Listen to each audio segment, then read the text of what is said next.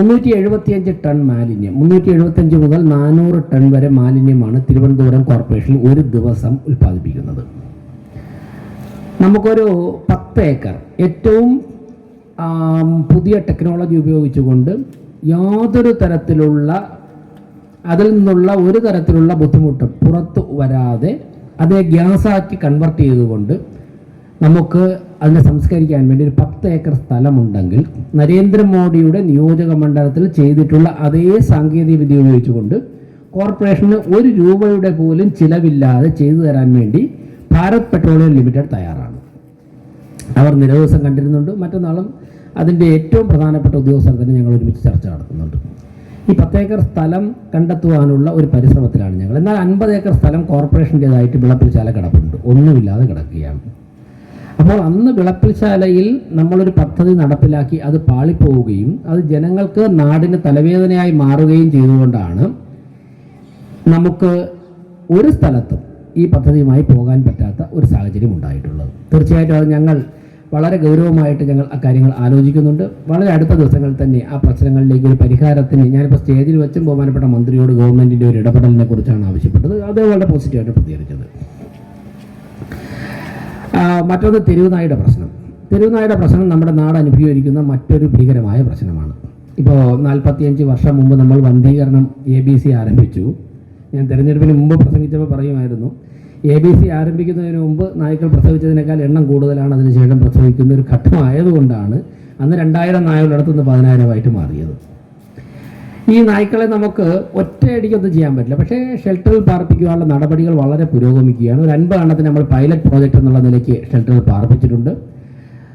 ഞാനിപ്പോൾ നിങ്ങളോട് പറയാൻ ആഗ്രഹിക്കുന്നത്, തിരുവനന്തപുരം കോർപ്പറേഷന് വേണ്ടി മറ്റൊരു സ്ഥലത്ത് ഒരു ഷെൽട്ടറിൻ്റെ പണി നിർമ്മാണം പൂർത്തിയായി കഴിഞ്ഞു എന്നുള്ള വിഷയം ഞാൻ സന്തോഷപൂർവ്വം നിങ്ങളെ അറിയിക്കുകയാണ്. ഇത് പറഞ്ഞപ്പോൾ തന്നെ ഒന്നുണ്ട് ആദ്യം സുഹൃത്തുക്കൾ എന്നോട് ചോദിച്ചു എവിടെയാണെന്ന്. ഞാൻ പറയാം അതൊഴിച്ച് ബാക്കിയെല്ലാം പറയാം. അത് പറഞ്ഞാൽ നിങ്ങൾ ബാക്കി എല്ലാ പരിപാടിയും മാറ്റി വെച്ചിട്ട് ക്യാമറ എടുത്തുകൊണ്ട് ഇപ്പോൾ രാവിലെ അവിടെ പോകും, എന്നിട്ട് അവിടെ നിന്ന് ലൈവായിരിക്കും. ഇതിലാണ് അപ്പോൾ അത് ഒഴിച്ചിട്ട് ബാക്കി എല്ലാം പറയാമെന്ന് പറഞ്ഞു. കുറച്ച് കാര്യങ്ങൾ പൂർത്തിയാവാനുണ്ട്. അപ്പോൾ അത് പൂർത്തിയായി കഴിഞ്ഞാൽ നമുക്ക് ആശുപത്രികളിൽ നിന്നും സ്കൂളുകളിൽ നിന്നും കോളേജുകളിൽ നിന്നൊക്കെ ഉള്ള നായ്ക്കളെ ആദ്യം നമുക്ക് മാറ്റാം. അതിനുശേഷം റെസിഡൻസ് അസോസിയേഷനൊക്കെ കേന്ദ്രീകരിച്ച് അക്രമകാരികളായ നായ്ക്കളെയൊക്കെ തന്നെ മാറ്റാനുള്ള ഒരു സാഹചര്യം ഉണ്ടാകും. ഞങ്ങൾ അതിൻ്റെ കഠിന പ്രയത്നത്തിലാണ്. ഇത്തരത്തിൽ ഇനി കുടിവെള്ള പ്രശ്നവും അതോടൊപ്പം തന്നെ വെള്ളക്കെട്ടും, ഇത് രണ്ടുമാണ് നമ്മുടെ നഗരം. ഇപ്പോൾ ഞാൻ കഴിഞ്ഞ ദിവസം പ്രസിഡന്റ് പറഞ്ഞു 6 മാസം എന്താണ് കുടിവെള്ള പ്രശ്നം. ഡിസംബർ അവസാനം തുടങ്ങും. ഡിസംബർ, ജനുവരി, ഫെബ്രുവരി, മാർച്ച്, ഏപ്രിൽ, മെയ് ആകുമ്പോഴേക്കും അതൊന്ന് മാറി കിട്ടുമ്പോൾ അടുത്ത ഏതിലേക്കാണ് പോകുന്നത്? വെള്ളപ്പൊക്കം. അതൊരു 3 മാസം. അപ്പോൾ 6 മാസം കുടിവെള്ള പ്രശ്നം, 3 മാസം വെള്ളപ്പൊക്കം. ഇത് കഴിഞ്ഞിട്ട് 9 മാസം, പിന്നെ ഒരു 3 മാസമാണ് സ്വസ്ഥമായിട്ടുള്ളത്. ആ 3 മാസം ആരെങ്കിലും പട്ടിയടിക്കുകയും ചെയ്യും.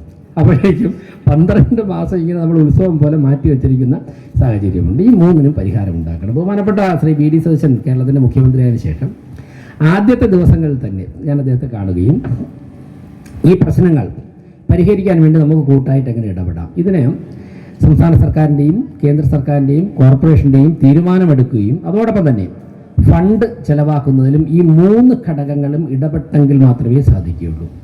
ഇപ്പോൾ പലരും ചോദിച്ചു തെരുവുനായെ കൂട്ടിലടക്കിയാറായില്ലേ എന്ന്. ശരിയാണ്, ഷെൽട്ടർ മാത്രം പോരാ. ഒരു നായയെ പിടിച്ചുകൊണ്ട് നമ്മൾ കൂട്ടിലിട്ട് കഴിഞ്ഞാൽ ഒരു നായ്ക്ക് ഏറ്റവും കുറഞ്ഞത് ഒരു ദിവസം ഭക്ഷണം കൊടുക്കാൻ എത്ര രൂപയാവും? ഏറ്റവും കുറഞ്ഞ ഒരു നായ്ക്ക് 40 മുതൽ 50 ചിലവാകും. ഇതിനെ കൂട്ടിയിട്ട് കൊണ്ട് പട്ടിണി ഇറക്കാൻ നോക്കില്ലല്ലോ. 1000 നായ്ക്കൾക്ക് 40,000 രൂപ ഏറ്റവും കുറഞ്ഞതാണ്. തീരുമാനം എടുത്തിട്ടില്ല, മുൻപ് കൊടുത്തൊരു കണക്ക് വെച്ചിട്ടാണ് ഞാൻ പറയുന്നത്. അപ്പം 1000 നാൽക്കൾക്ക് ഒരു ദിവസം 40,000 രൂപയാണെങ്കിൽ ഒരു മാസം 12 ലക്ഷം രൂപ. 14,000 നാൽക്കളെ നമ്മൾ പിടിച്ചു കഴിഞ്ഞാൽ ഒരു മാസം തിരുവനന്തപുരം കോർപ്പറേഷന് 1,20,00,000 രൂപ നായ്ക്കൾക്ക് ഭക്ഷണം കൊടുക്കാൻ മാത്രം ചിലവാകും. നായ്ക്കളെ ഷെൽട്ടർ എന്തൊക്കെയെന്ന് പറയുമ്പം രാധാകൃഷ്ണൻ ചെയ്യും ഞാനൊക്കെ ഉള്ളിരുന്നിട്ട് ഈ 1,20,00,000 രൂപ ഒരു മാസം മാറ്റി വയ്ക്കുവാനുള്ള മെക്കാനിസം കൂടി കോർപ്പറേഷന് കണ്ടെത്തേണ്ടതായിട്ടുണ്ട്. ഒരു മാസം 10 മാസമാകുമ്പോൾ 12 കോടി രൂപ. അങ്ങനെ ഇത് 10,000 എണ്ണത്തിന് പിടിക്കുകയാണെങ്കിലല്ല, 10,000 നമ്മൾ പിടിക്കുകയില്ല. അപ്പോൾ ഇത്തരത്തിലുള്ള കുറച്ച് കോംപ്ലിക്കേറ്റഡ് ആയിട്ടുള്ള ഒരു ഘടകമാണ് ഞങ്ങൾ ചുമതലയിൽ ഏറ്റുവച്ചിരിക്കുന്നത്. അപ്പോൾ കൃത്യമായിട്ടുള്ള നിരീക്ഷണത്തോടെ ഈ കാര്യങ്ങളൊക്കെ തന്നെ ഞങ്ങൾ അഡ്രസ്സ് ചെയ്യുന്നുണ്ട്. വെള്ളക്കെട്ട് പരിഹരിക്കുവാൻ വേണ്ടി കഴിഞ്ഞ ദിവസം CP ജോൺ ബഹുമാനപ്പെട്ട മന്ത്രി അദ്ദേഹവുമായിട്ടും K മുരളീധരൻജിയായിട്ടും ഞാൻ സംസാരിച്ചു. V മുരളീധരൻ, രാജീവ് ചന്ദ്രശേഖർ ഇവർ 2 പേരുമാണ് മറ്റ് 2 MLA Mar. Shri Vincent MLA 4 ward നമ്മുടെ കോർപ്പറേഷനിൽ വരുന്നുണ്ട്. ഇവരെയൊക്കെ തന്നെ ഒരുമിപ്പിച്ചിരുത്തിക്കൊണ്ട് കോർപ്പറേഷൻ്റെ നേതൃത്വത്തിൽ ഇവർ ഇത്രയും പേരെ ഒരുമിച്ച് ചേർത്തുകൊണ്ട് ബഹുമാനപ്പെട്ട മുഖ്യമന്ത്രിയുടെ ഉൾപ്പെടെ സഹകരണം തേടിക്കൊണ്ട് കേന്ദ്രവുമായി സംസാരിച്ച് ചില പദ്ധതികൾ കൊണ്ടുവരാൻ വേണ്ടിയിട്ട് തിരുവനന്തപുരം കോർപ്പറേഷൻ്റെ മേയർ എന്നുള്ള നിലയ്ക്ക് മുൻകൈ എടുക്കുക എന്നുള്ള ഒരു തീരുമാനത്തിലാണ് ഞങ്ങൾ എത്തിച്ചേർന്നിട്ടുള്ളത്. ഇവരൊക്കെ തന്നെ വളരെ സഹായകരമായിട്ടുള്ള സഹകരണകരാത്മകമായിട്ടുള്ള നിലപാടാണ് സ്വീകരിച്ചിട്ടുള്ളത്.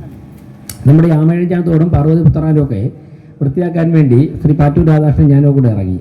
സത്യത്തിൽ നമ്മുടെ പഴവങ്ങാടി ഗണപതി ക്ഷേത്രത്തിൻ്റെ അവിടെ നിന്ന് ഐശ്വര്യ ഹോട്ടലിൻ്റെ അവിടം വരെയുള്ള സ്ഥലം അത്രയും ദൂരം വൃത്തിയാക്കിയപ്പോൾ തന്നെ 200 ലോഡ് മണ്ണാണ് മാറ്റേണ്ടി വന്നത്. 200 ലോഡ് മണ്ണ്. അതിൻ്റെ മുകളിൽ കിടക്കുന്ന പ്ലാസ്റ്റിക് ഒരു 2-3 മണിക്കൂർ കൊണ്ട് മാറ്റാം. അതൊക്കെ ഞങ്ങൾ മാറ്റി. അതിനുശേഷം 200 ലോഡ് മണ്ണാണ് ഈ ഒരു 10-300 മീറ്ററിനകത്ത് നിന്ന് മാറ്റേണ്ടി വന്നത്. ഇത് കോർപ്പറേഷൻ്റെ നിന്ന് ഒഴുകി വന്നതല്ല. ഇത് ഈ തോട് തുടങ്ങുന്നത് മുതൽ തീരുന്നത് വരെയുള്ള പല സ്ഥലത്തുനിന്നും വർഷങ്ങളായിട്ട് 15 വർഷമായി മാറ്റിയിട്ട്.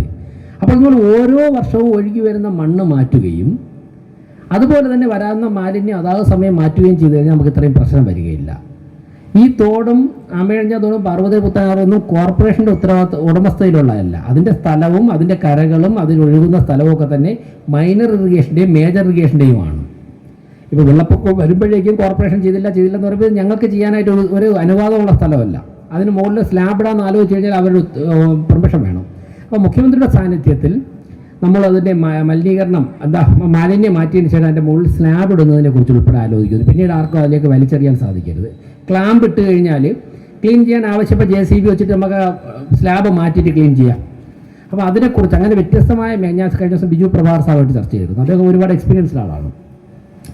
കുടിവെള്ളത്തിൻ്റെ കുടിവെള്ള പ്രശ്നത്തിൽ നമ്മൾ സമരം ചെയ്തിട്ട് കുറ്റം പറഞ്ഞ കാര്യമല്ല, നമ്മൾ വസ്തുത മനസ്സിലാക്കണം. അതായത് 1990-കളിൽ വിഭാവനം ചെയ്ത കുടിവെള്ള പദ്ധതിയാണ് ഇപ്പോൾ തിരുവനന്തപുരത്ത് ഓടുന്നത്. അതായത് 90 കഴിഞ്ഞ് 2000, 2010, 2020, 2026 36 വർഷം മുമ്പ് ഇട്ട പൈപ്പാണ്.